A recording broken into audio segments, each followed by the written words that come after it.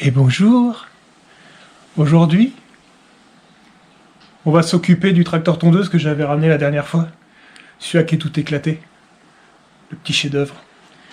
Mais bon, je vais pas le traîner jusqu'ici comme ça, parce que les pneus sont crevés, et il n'y a plus rien qui roule, et à chaque fois on en chie. Donc là,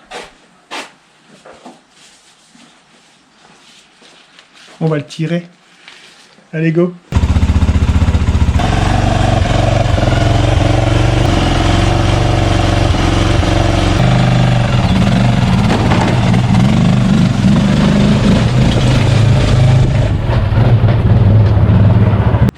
Alors, pour rappel, quand il m'a été vendu celui-là, le gars m'a dit il y a une soupape de cassé sur le moteur.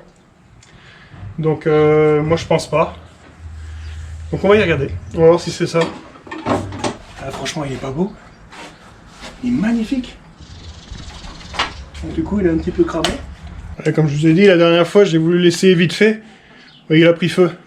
Voilà, voilà. Un petit carnage. Ça, c'est réparable. Putain, il bosse le jeudi, hein. Un jour férié, il bosse. Ouais, ils sont motivés, les mecs. Bon, allez, tiens.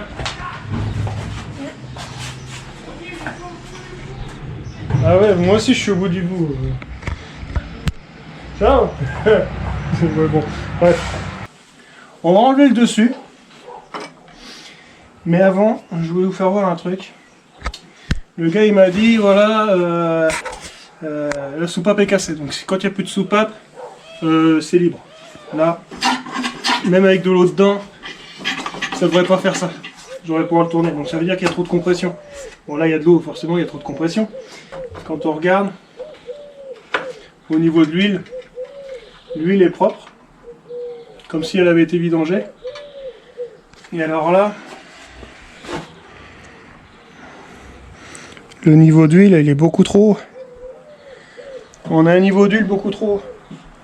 Là, déjà, on sait qu'il y a trop d'huile, donc on va être bon à le vidanger. Bon, je démonte ça.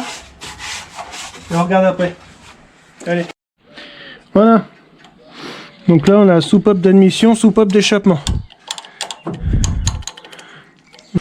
Celui-là, qui tourne en ce moment, ça, c'est l'admission. Et ça, c'est l'échappement. Voilà, et là, on est au point mort haut. On est d'accord, on est au point mort haut. Et là, il y a un petit jeu. Et là, il y a un petit jeu. Et on peut constater, enfin moi je constate, que le jeu qui est à l'admission est plus faible que le jeu qui est à l'échappement. Donc c'est bien ce que je dis. Là, c'est admission, c'est 0,15. Échappement, 0,20. Donc on va essayer. On va lui mettre un calage, on va voir. Bon, là on est en 344 cm3. Donc je rectifie. Là le jeu des soupapes sur ce petit moteur là, c'est un petit moteur. Hein. Ça va être du 0,10 à l'admission et 0,15 à l'échappement. Donc là on a 15. Le 15 à l'échappement. Voyons. Ah bon, on est pas mal, hein. Il demanderait peut-être même à... Ouais, il demanderait à être serré légèrement. Mais ça va. Le réglage est pas mal. Et 10 à l'admission. Voilà, une cale de 10. Oh, ça doit frotter légèrement. Ouais, pareil. Ça frôle, ça frôle. Ça aurait peut-être besoin d'un petit réglage, mais là c'est bon. Là on est bon. Ça c'est bon. On va vérifier l'allumage. Trouver la masse.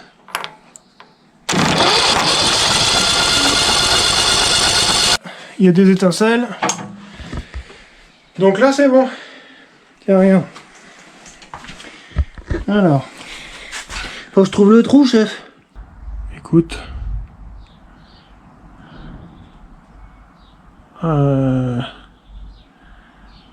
C'est pareil, hein. Ah. Non, c'est bon. Il est tout neuf. Ah, voilà. Oh, ça, c'est moins bon. Ça, pour moi, c'est pas méchant. Les grosses traces qu'on voit, c'est parce qu'en fait, il y a l'eau. L'eau est dégueulasse qui est dedans, qui se met dans les rayures, donc on les voit bien. Ça paraît bien. On va le mettre en route, on va voir si vraiment il y a un souci à ce niveau-là. Moi, je pense pas. Mais on va essayer, on verra. Bon, moi, je vais mettre de l'essence ici, dans le trou, là. Et là, je vais regarder, lui, quand même, s'il fonctionne. Normalement, quand on le met en route, on doit entendre un petit clac. Eh ben, je vais essayer. On va voir si ça marche. Bon, alors là... Bon.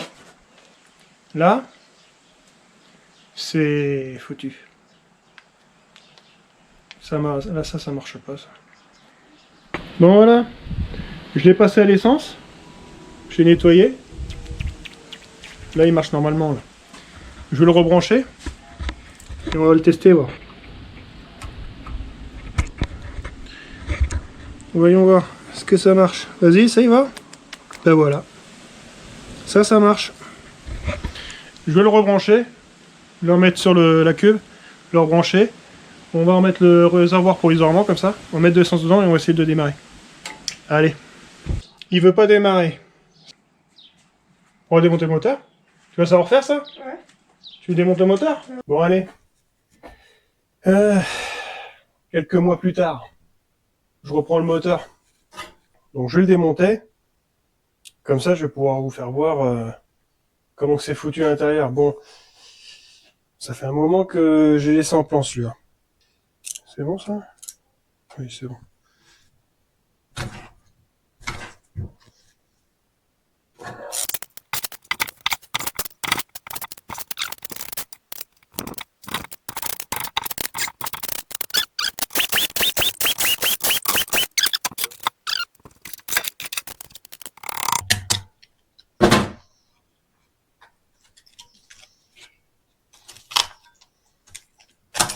Ah, regarde voir si des fois il n'y a pas le...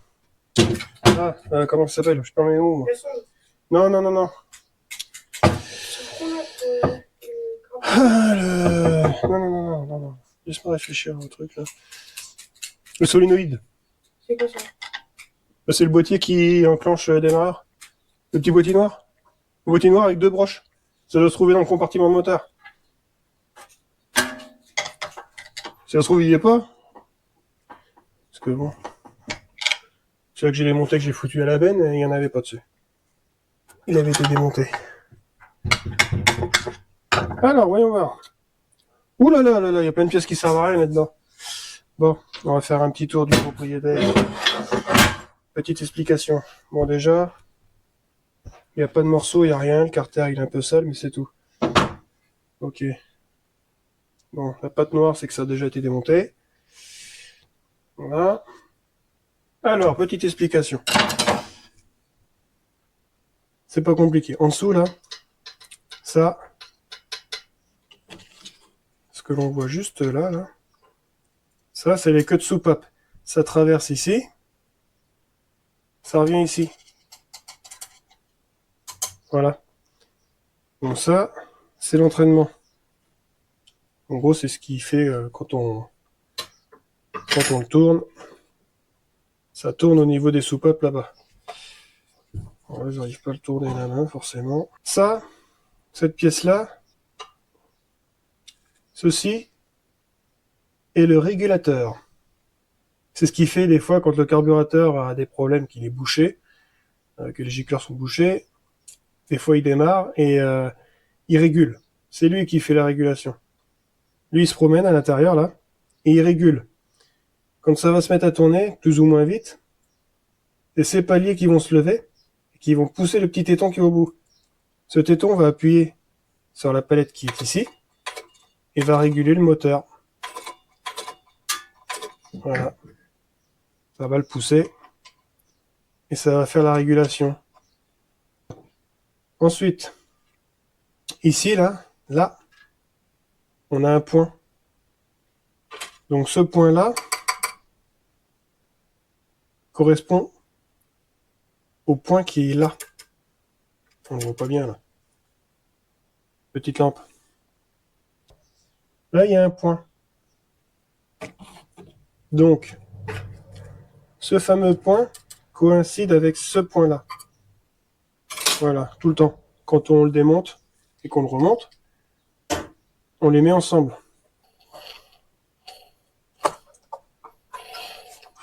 J'aurais dû enlever la bougie, j'aurais moins chier. Voilà. Les deux points se rejoignent. Les deux points, quand ils sont l'un en face de l'autre, c'est le point moro, en gros. Là, les soupapes, elles sont libres. Ensuite, dessous, là. On va le retirer. Voilà.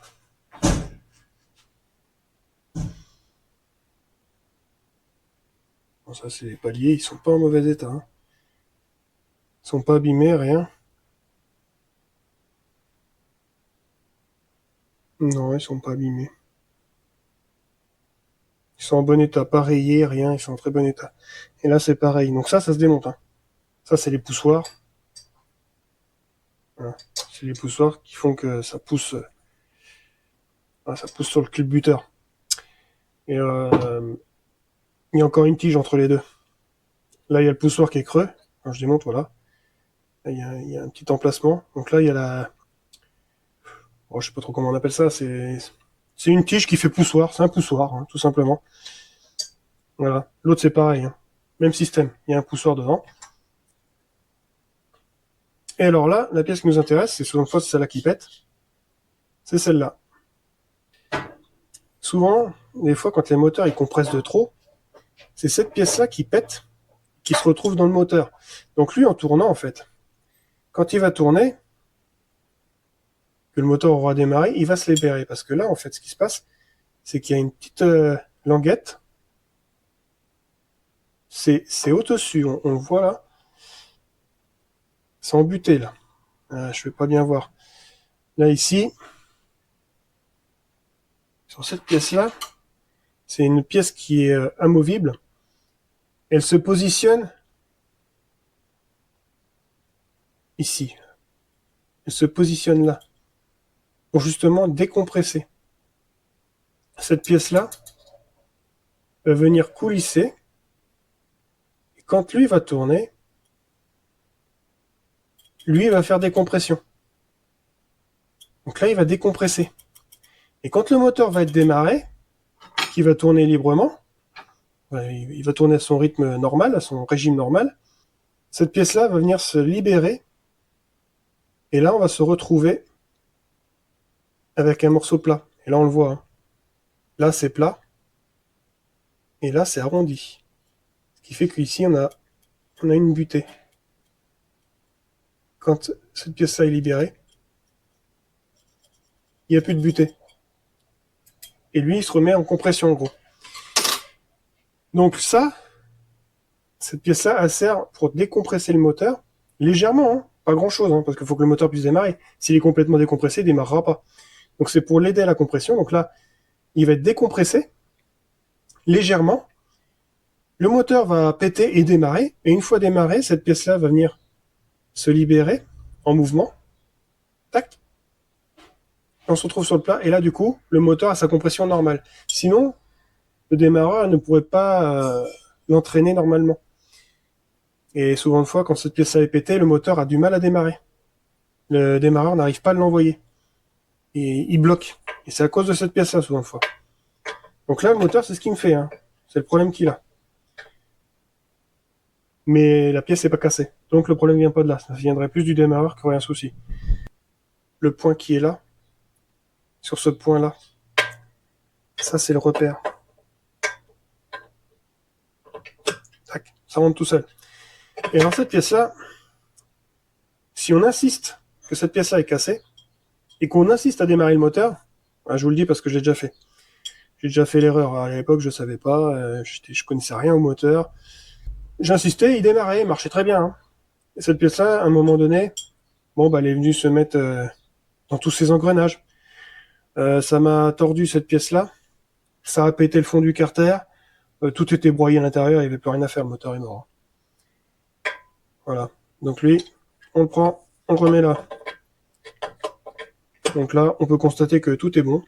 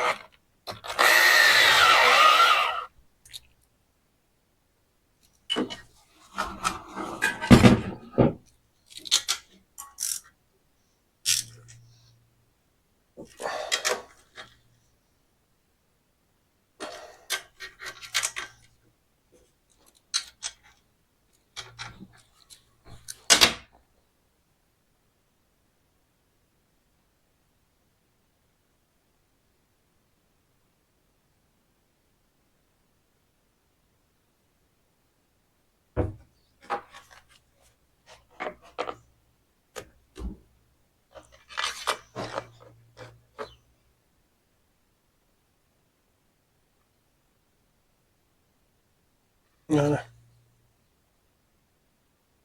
Là, on est bon.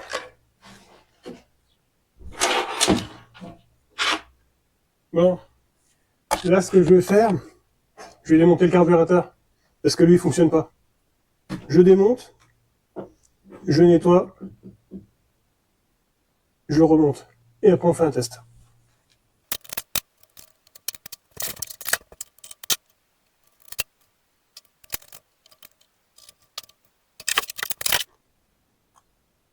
Hop. Ah oui, effectivement. De bonne gélatine. Pas très bon, hein.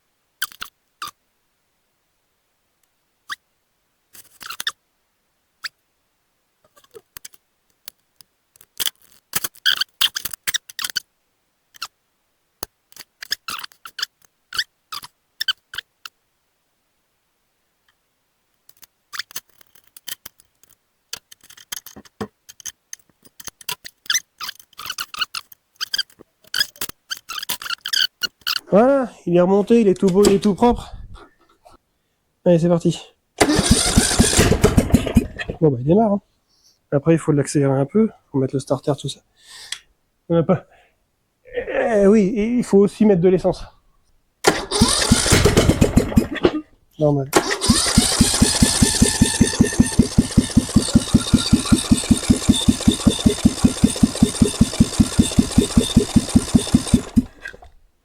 L'essence? L'essence n'arrive pas. Et pourtant, c'était en train de couler un peu tout à l'heure.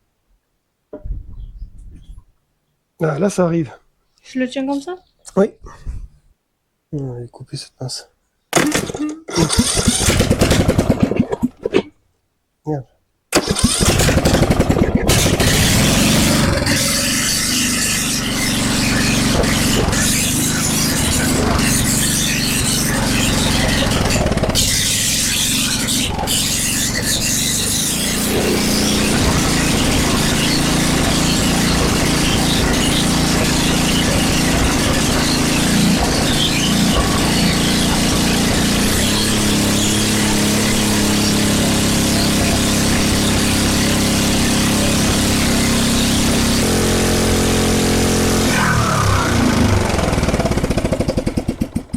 Hop.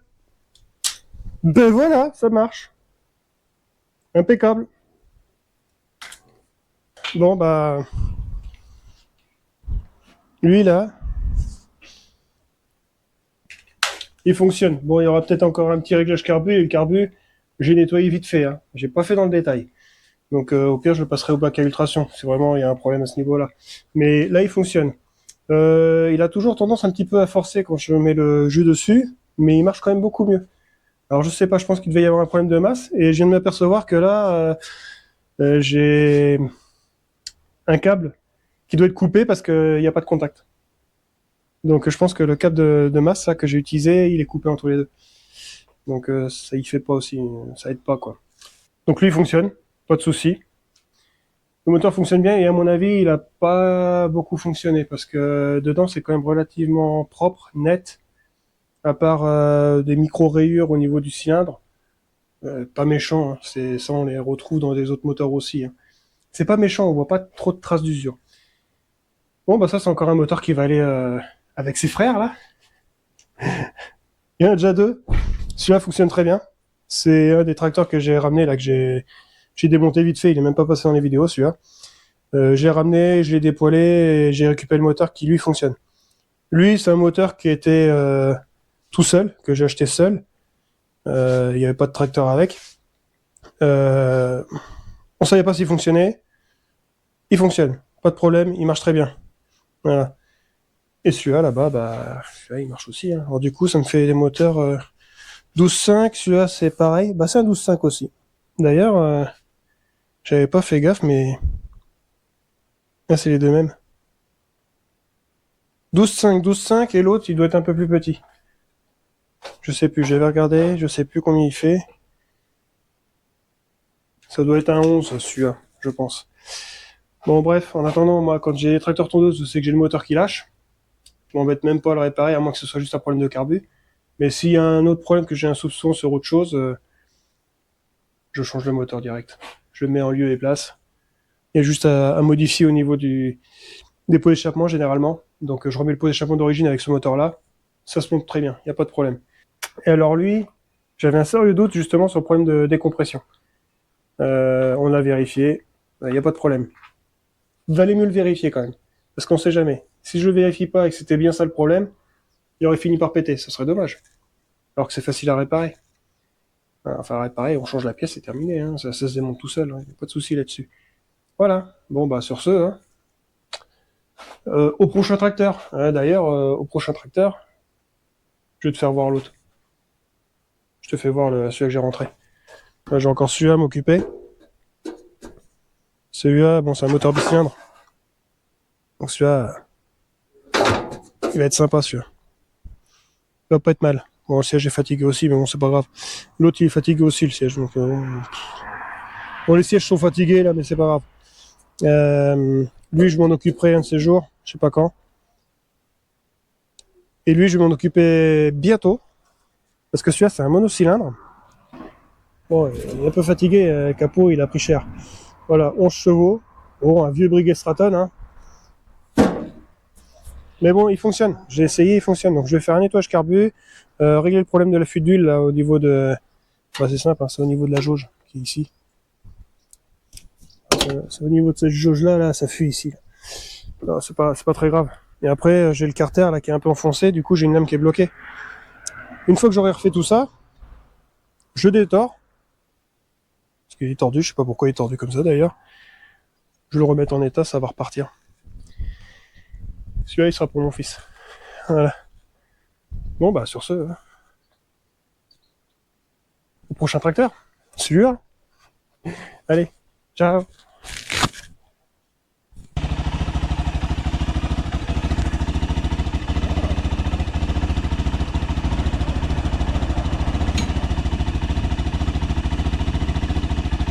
Il est froid.